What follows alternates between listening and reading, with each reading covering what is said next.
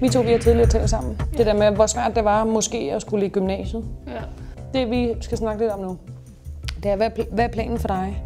Hvad skal du efter sommerferien? Min målgruppe som vejleder, det er udskolingseleverne, det er 7., 8. og 9. klasser. Og det er faktisk også de elever, som dropper ud af gymnasierne frem til de er 25. Jeg håber på, at vi får dem ret hurtigt. Ja, vi skal have sørget for standpunktskarakterer til de kursister, der søger videre på 2 år. Annelise Lerager er uddannelsesvejleder på Frederiksberg. Nå, nu skal I høre her. Når man som jer søger videre, efter at have gået på VUF et helt år... De 2 unge mænd vil læse HF, men de har brug for vejlederens hjælp til ansøgningen. Det har kunne betale sig for jer at gå mere i skole efter 10. klasse. Vi understreger altid meget som vejleder, at vi ikke er en del af skolen, men at vi selvfølgelig samarbejder meget tæt med skolen. De ved også, at jeg ikke har noget med deres karakterer at gøre, eller deres faglighed at gøre. Men at jeg selvfølgelig har brug for at vide noget om den. Det er fantastisk. Det er godt fundet på. Rigtig, rigtig godt fundet på. Det var faktisk min mors idé. Samarbejde er bare super godt i sådan nogle sammenhæng her. Martine på 16 drømmer om at blive frisør. Hun skal skrive en ansøgning til frisøruddannelsen. Martine har derfor opsøgt Annelise Lerager for at få hjælp. Det kan bare ikke stå for. I folkeskolens ældste klasser er der mindst 2 gange personlig uddannelsesvejledning om året, indtil den unge er begyndt på en uddannelse eller kommet i job. Der er ikke meget plads, jeg har efterladt til dig. Men indimellem her skal jeg lige have din underskrift. Vejledningen kan foregå på skolen eller som her i UU-centret. Fordi så skal vi simpelthen have sendt denne her afsted, du. Ja. Har du andre fag? Altså er der dansk, matematik? I Ringsted er UU-vejleder Tine Nihøj på besøg i 9. klasse. Her afholder hun gruppevejledning i mindre hold. Er der nogen af jer andre, der kan fortælle, hvad der skal til, for at han kan blive mekaniker? Hvad skal han så efter sommerferien? Hvis det er landbrugsmekaniker, så skal du til Aarhus. Ja. Hvad hvis det er almindelige bilmekaniker? Hvad skal han så? Der er en i Ringsted. Der er en i Ringsted? Det, jeg oplevede lige præcis nu ved den her gruppevejledning, var jo de gode råd, de gav til hinanden. Var lige pludselig at opleve det her samspil, der kunne være med de unge. Hvordan de kunne kigge på hinanden og deres ressourcer, hvad der skal til. Samtidig så er det også en måde for mig at bruge dem. Altså de skal bruge hinanden, og det er mit umiddelbare job som vejleder, når jeg sidder her. Det er, at jeg skal få dem til at sige noget mere, jeg skal få dem til at reflektere. Så vil du kunne tage til Holbæk herfra for en læreplads? Det kan jeg blive nødt til. Det er nemlig den rette indstilling. Det er nemlig rigtigt. Det er det, du kan blive nødt til, måske. Ja. Fordi lige med mekanikeren i hvert fald, der er det sådan, at det er rigtig svært at finde en læreplads. Så det er faktisk sådan, at man skal sprede viften ud, og måske søge langt væk. Men med den indstilling, så skal det da nok lykkes. Hvis du godt kan tage til Holbæk og måske finde dig en ungdomsbolig, eller bo hos en moster, der tilfældigvis bor i Holbæk, eller stå tidligt op om morgenen og tage afsted. Ja. Jamen, den gode vejledning for mig, det er, når jeg kan mærke på en af de unge, eller i den her gruppesammenhæng, det er, når jeg kan mærke, at der sker noget, når jeg kan se på den unge, at hey, hun sagde lige noget der, egentlig jeg vil tage lidt med hjem og tænke over. Tømmermester der. Der kunne jeg godt tænke mig, at vi lige gav 4 gode råd til dig også. Ja. Så hvem kan lige komme op med 4 gode råd til tømmeren? Hvad skal der til? Hvad skal han? Han skal bare ud og arbejde. Han skal være god til matematik. Og hvad sagde du? Han skal bare ud og arbejde. Du skal bare ud og arbejde. Så er du hermed tømmer. Han skal bare have noget erfaring. Erfaring? Så den gode vejledning for mig er, når jeg har gjort en forskel, det er ikke at beslutte, hvilken uddannelse de skal tage. Det er at få dem til at tænke over, hvad der skal til. Fordi rigtig mange af de unge mennesker ved ikke, hvad de vil.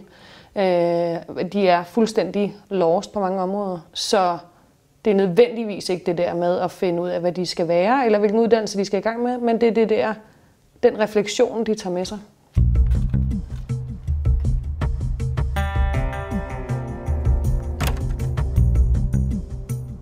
I Aalborg sidder uddannelsesvejlederen Christian Bank Møller.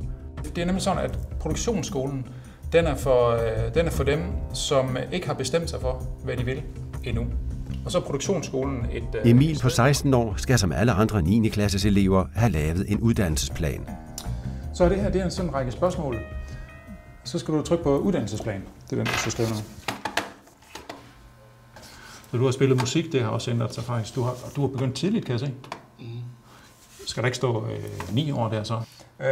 Tryk du bare næste der. For nogle dage, der er det meget tungt at skal udfylde de her uddannelsesplaner, men det er faktisk et redskab, der gør, at man kommer rundt om de vigtige emner på samme måde for alle dem, som kommer ind. Og det er jo en god sikkerhed for dem. Det at være parat til at tage en uddannelse, det er jo flere forskellige ting. I gamle dage der var der en tendens til at bare kigge på karaktererne og tænke meget på det faglige. Men det at være parat til en uddannelse, det handler jo også om, at man ud over det faglige også er socialt parat til det og personligt, og man er modent nok, og man er i en tilstand, hvor man er i stand til at deltage i undervisning og tage imod. Den skal du bare aflevere. Yes. På produktionsskolen. Okay. Var der noget med, at der var en fra Respons mere, der skulle gå derud? Okay. Eller... Nej, det tror jeg. Du får ikke nogen at følges med? Nej. Det er også lige meget. Jeg synes ikke, jeg kunne se det. Når jeg vurderer, om den unge er uddannelsesparat, så er det meget forskelligt. Og det er alt afhængigt af, hvor den unge skal hen. Om vi snakker gymnasiet, eller om vi snakker elektriker, eller om vi skal være landmand eller fotograf, eller hvordan. Det er jo nogle forskellige egenskaber, men umiddelbart så handler det jo om, som overordnet, så er det de faglige mål. Hvordan ser karakteren ud i forhold til at ville være elektriker af matematik, for eksempel helt i bund? Første gang jeg talte med dig, der var det noget med, at du ville måske gerne gymnasiet, fordi det skulle din veninde. Ja. Ikke? Skal hun stadigvæk det? Ja. Hvordan har du det med det? Altså, jeg har det fint nok. Ud fra, hvad jeg både har snakket med dig om tidligere, og hvad jeg ligesom har hørt din mor fortælle og sådan noget, så vil du også gerne være selvstændig. Ja. Du vil også gerne lære det der med at klare sig selv. Og kan man finde ud af at lave noget gruppesamarbejde? Kan man finde ud af at hjælpe? Kan man finde ud af at sidde i en stor sammenhæng? Tør man sige noget i klassen? Og så kigger vi på de personlige, som er den der, kan man møde til tiden? Har man sine ting i orden? Og får man afleveret sine opgaver og sådan nogle ting? Ved I, hvad alle de der uddannelser under de blå, alt det der, hvad det hedder samlet, ja? Det er erhvervsuddannelser. Det forkorter man EUD, erhvervsuddannelser. UU-vejlederne kommer også ud til eleverne på 8. klassetrin. Her introduceres eleverne blandt andet til uddannelsessystemet. Hvis man skal være en rigtig dygtig frisør, så er det jo ikke nok, at man har læst noget om hår i modebladene. Jeg tror i hvert fald ikke blive klippet af sådan en, vil jeg sige. Det ville jo kræve, at man vidste, hvad det ville sige at klippe hår.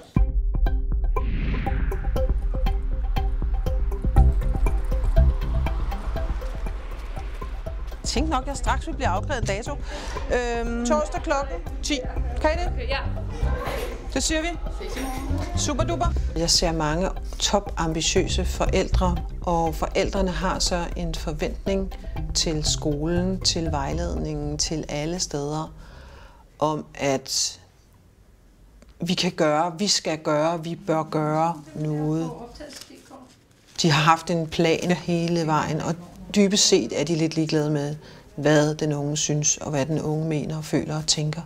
For de ved nok, hvad der er bedst, for de har erfaringen. Vi lavede den aftale om, at han kunne komme tilbage de der første par måneder, ikke? Ja. Og det har ikke været relevant for ham. Han fortsætter derudad. Han trives meget bedre i de der rammer, ikke? Annelise Leager har som alle andre UU-vejledere også tæt kontakt med skolens lærere. Hvad der er sket med Christoffer? Hvor han er henne i verden? De startede samtidig. Jamen det gjorde han... De startede på samme hold. Gjorde han det? Ja. Eller fik han ikke lov at stoppe det? Hvordan var det? Vi kender de gængse gymnasieuddannelser. Men de muligheder, der er andre steder, dem kender vi simpelthen ikke. Og der er det rigtig godt, at vi kan gå de her 20 meter ind til analyse og få afklaring. Du deltager jo også i vores skole-hjem-samtaler. Ja. Der sidder Annelise også op, og det er tit, når vi som lærer også møder forældrene første gang, så sidder de sammen, når Annelise sidder lige herovre, fordi hun er her samtidig om aftenen, og så går de herover til Annelise og får lige en afklaring på de spørgsmål, de har. Og det er rigtig rart for os som lærer at kunne sætte videre til eksperten. Ja, nu skal vi ind og snakke med nogle friske forældre. Og de virker egentlig meget oplagte. Vi er jo 2 UU-vejledere på skolen her. I 8., 9. og 10. klasse deltager vejlederen i forældremøder. Som primært tager sig af 8. klasserne. Forældrene orienteres blandt andet om uddannelsessystemet. I hørte også ham her, der var startet egentlig med at droppe ud af gymnasiet, og så en helt anden vej og komme tilbage til, når måske vi kunne godt tænke mig at blive ingeniør. Og det var fordi, han havde fundet det fag, han interesserede sig for. Men der er mange nuancer i det her. Og jeg vil bare opfordre til at være åbne over for, hvad der kan komme af input. Og være åbne for, at jeres børn de godt komme en dag, og så sige, far, jeg vil gerne være tjener. Nå, jeg troede, du skulle i gymnasiet nu. Ikke? Nogle gange, så tror man måske, at man kender sit barn så godt, så man kan komme til at overse nogle muligheder, som måske var endnu bedre, end det man tænkte på. Vær med til at tænke tilstrækkeligt bredt omkring de her valg. Som forældre vil man jo bare rigtig gerne have, at ens unge kommer til at opnå det, de rigtig gerne vil. Og når unger går i skole eller uddannelse, så er man pludselig som forældre sat lidt udenfor. Man ved jo reelt ikke, hvad fanden det er, der sker over på den der skole, eller hvad det egentlig er. Ikke? Altså, det er jo også enormt svært. Man starter som forældre, hvor man er den eneste ene i verden. Starter det institutionshelvede, hvor man som forældre bliver koblet mere og mere af. Og når folkeskolen er afsluttet, så får man tilbageleveret et stykke teenagers, som man måske egentlig ikke helt kender til bunds mere. Og så bliver der sagt for verden, værsgo, tak for lån, nu finder I selv ud af resten. Og det er sgu da svært.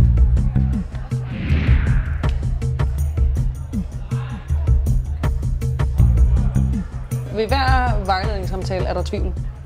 Der er tvivl om, hvad selve uddannelsen går ud på. Der er tvivl om det der med, om de vælger rigtigt. Der er tvivl om, hvor langt det forløb de skal. Der er tvivl om man kan kombinere det med nogle andre ting. Tvivl hos de unge ved en samtale. Den er til stede, uanset på hvilken måde man kigger på dem. Det tror jeg kunne være virkelig sjovt og spændende. Og jeg har fremlagt ideen for min mor. Ja. Og min mor, hun synes, socialrådgiver er en rigtig god plan, hvis det er det, jeg gerne vil. Men hun synes, det er rigtig, rigtig dumt at tage en HF-pakke på kun 1 år. Fordi hun mener, at jeg afskærer mig selv fra en masse muligheder. Hvert år omkring 1. marts skal alle elever i 9. og 10. klasse søge en ungdomsuddannelse. Så min mor synes, at en 2-årig HF vil være en god idé. Og nu? Altså her fra august? Ja, lige præcis. Okay. Hvad siger du? Jeg siger, at jeg tror også, jeg kunne godt overveje en 2-årig HF. Gymnasiet, der har jeg fortalt, at det bliver aldrig til noget. Jeg kunne godt overveje en 2-årig fulde HF. Freja på 16 år er tilbage i 10. klasse, efter at være droppet ud af 1. G. Og jeg vil bare hellere de fag, jeg godt kan lide, og så vil der ikke være nogen ønskning for... Nu er Freja i tvivl om, hvad hun skal efter 10. klasse. Hvis vi nu lægger billet ind på flere ting på en gang, sådan at du reelt først skal beslutte dig, når vi når til sommer. Ja, det vil jeg elske. Så jeg synes, at du skal søge ind på HF. Vi skal finde det bedste sted til dig. Men lige nu er det den tid, hvor de skal forpligte sig på alle de ting, som vi har talt med dem om siden oktober måned. Nemlig om, hvad er det kommende år skal bringe. Det er jo alle 9. og 10. klasser landet over, der bliver udskolet i den her tid. Og de skal have lavet planer for fremtiden, og de skal have valgt, hvilken skoler de vil gå på. Og der er nogle deadlines og nogle procedurer, som er lidt besværlige. Jeg prøver lige at skrive det op på her, fordi de der skemaer bliver altid så forvirret af de der skemaer. Så her. Ja. Og jo tættere man kommer på tiden, jo større bliver tvivlen, fordi man jo ikke kan skue ud i fremtiden og vide, kommer jeg ind, får jeg lov, lykkes det for mig, kan jeg nok, hvad nu hvis jeg ikke kan lide læreren, hvad nu hvis jeg ikke kan lide de andre elever, hvad nu hvis jeg ikke kommer ind? Altså det er alle de der, og så det der, jo tættere vi kommer på det, jo hårdere bliver det for dem. Og jo vigtigere er det for vejlederen at være rolig. Fordi vi bliver nødt til at være klippen i stormvejret, fordi forældrene er også enormt stresset og forvirret, og er det nu det rigtige, og er det nu det rigtige sted, og så hører de pludselig en historie fra nogle andre forældre, eller de unge hører fra nogle andre kammerater. Og så er det rigtig, rigtig vigtigt, at man som vejleder står med begge ben på jorden. Mandag på mandag? På mandag. Hvad tid er bedst? Klokken 10? Kvart over? Kvart over 10, ja. Altså, når jeg også lige siger hej til Janni. Så er det hendes time igen? Ja, nej, det er efter. Jeg har det, de tumler med, det er jo det der med, om man vælger rigtigt. Altså, hvad vil jeg gerne arbejde med de næste mange år? Der findes jo simpelthen så mange uddannelser, så de er bange for, at de vælger forkert. De er bange for, om de har de rette kompetencer til den uddannelse, de nu måske skal i gang med. Men primært så handler det om, tror jeg, at de er nervøse for, om de vælger det rigtige. Hvis du vil skrive den ud hjemme fra din egen computer, så er det den der PDF-fil, du skal bruge. Der er mange, som synes, det er svært at træffe et valg om uddannelse, når de er 14, 15, 16 år. Min opgave er jo at være neutral i det her valg, og sørge for, at alle har de nødvendige forudsætninger for at træffe et godt valg. Eller automekaniker, undskyld.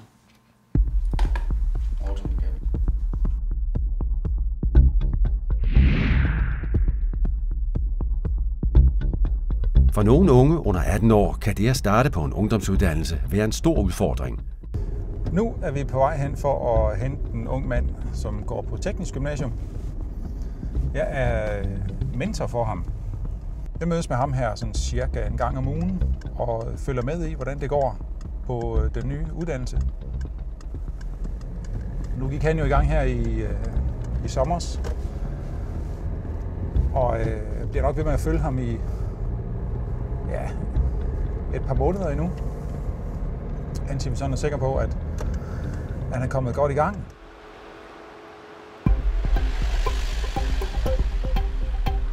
Tim på 16 år havde brug for støtte, da han startede på sin ungdomsuddannelse. Tim fik tilknyttet en UU-mentor. Christian Bank-Møller er, foruden at være UU-vejleder, også UU-mentor et par gange om ugen for 16-årige Tim. Nogen skal have en særlig form for støtte på deres ungdomsuddannelse. Og hvis de får det, så er de uddannelsesparate. Andre skal igennem nogle andre forløb for at hjælpe dem med at få, det kan være noget af det sociale eller personlige på plads. Og når det er på plads, så er de også uddannelsesparate. Skal I så lave arbejdstegninger og sådan noget, eller? Arbejdstegninger? Det, som en mentor laver, det er jo ikke meget anderledes, end det vejlederen laver i forvejen, fordi det handler også om uddannelse. Det handler om at blive klar til en bestemt uddannelse og hjælpe med det helt praktiske i forhold til det. Vi tager os jo ikke af, omfattende sociale problemer, eller hvis der er nogen, der har brug for en helt anden type hjælp, så prøver vi at få dem, der skal det, til at hjælpe med det. Skal I så lave arbejdstegninger og sådan noget, eller? Arbejdstegninger? Jo, lidt. Der var nogle overordnede tegninger, vi så lige skulle kopiere lidt efter, så vi havde vores egne grundplan. Tim, han var uddannelsesparat, fordi han skulle bare have en bestemt form for støtte, og så er han parat. Ud fra det perspektiv, at hvis skolen hjælper ham, og hvis der er nogen, der hjælper med at få den her støtte på plads, så skal det nok gå. Ja. Der hvor vi sådan egentlig har været hele dagen. Okay. Skal I gang med et projekt? Vi er i princippet mere eller mindre færdige med det. Det at være mentor, det er jo på en gang noget personligt, og så er det noget meget neutralt. Personligt på den måde, at man bruger noget tid sammen, snakker meget med eleven og kommer måske i deres hjem, taler med forældrene for at forstå sådan hele deres situation. Fordi der er mange ting, der kan påvirke det og skifte til en uddannelse.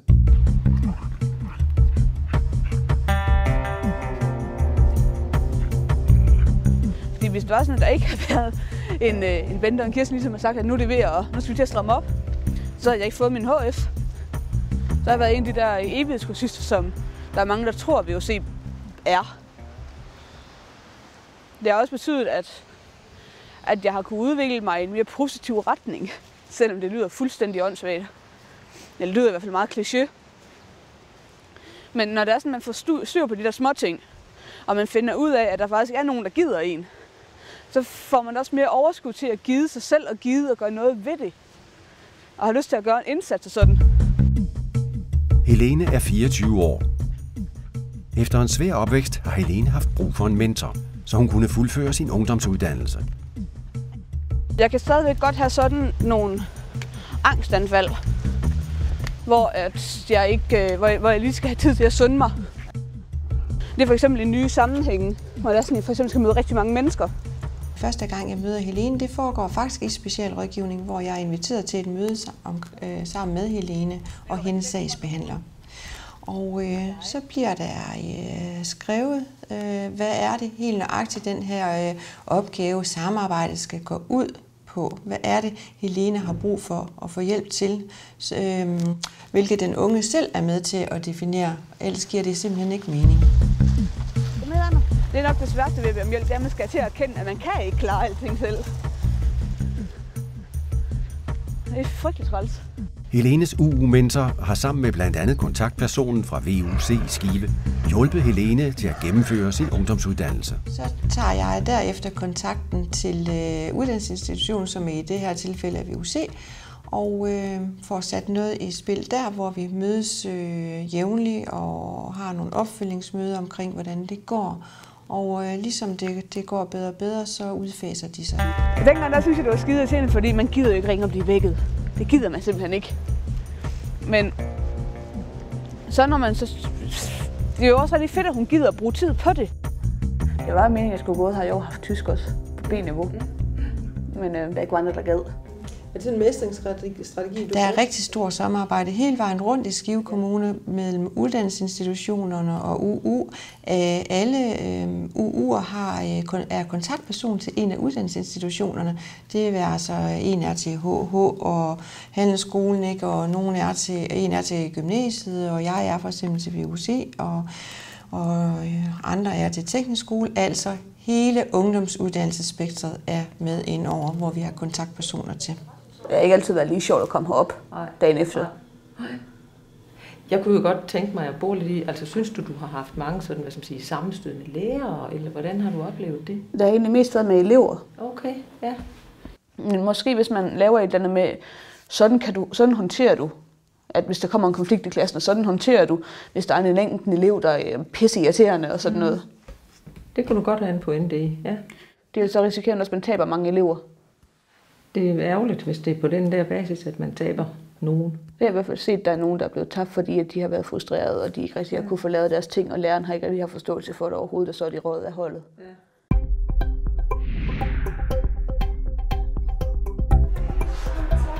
Så er du droppet ud, eller hvordan? Er du... Du er på vej? Nå... Jamen, var det ikke en idé at blive der indtil sommerferien? Det er kun fordi, du skal bare være klar over, at jeg bliver nødt til at sætte dig i gang med noget andet. Fordi du må ikke gå og lave ingenting. Det er derfor, jeg siger det til dig, ikke? Ja, men under 25 år kan man få vejledning om ungdomsuddannelser og jobs på det lokale UU-center. Ja, vi gør. Det var så lidt. Super. Kan du have nogle gode fridag? UU-vejlederne over hele landet samarbejder tæt med andre aktører.